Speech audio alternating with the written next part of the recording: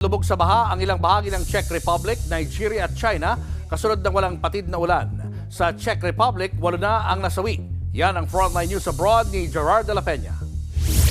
Nalubog sa baha at putik ang malaking bahagi ng Czech Republic. Kasunod yan ng malakas na ulan sa bansa.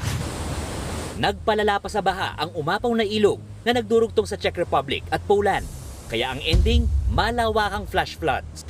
Higit 250,000 na bahay ang nasira dahil dyan.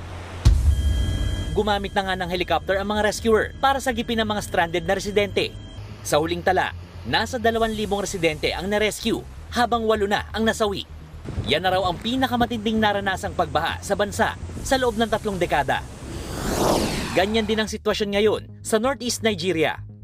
Dahil pahirapan ng pag-abot ng tulong sa mga residente, nakabangka na ang mga otoridad na naghahatid ng ayuda. Isa-isa nilang binabato sa mga bubungan ng bahay ang mga pagkain. Halos 1 linggo ng baha sa Nigeria dahil sa masamang panahon.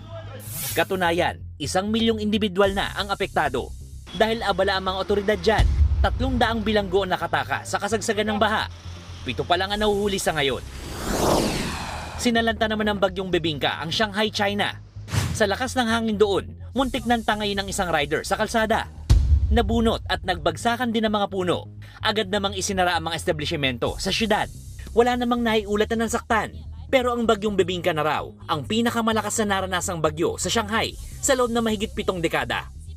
Nagbabalita mula sa Frontline, Gerard de la Peña, News 5. Mga kapatid, Julius Babaw po. Iba na ang may alam at may pakialam sa panahon ngayon.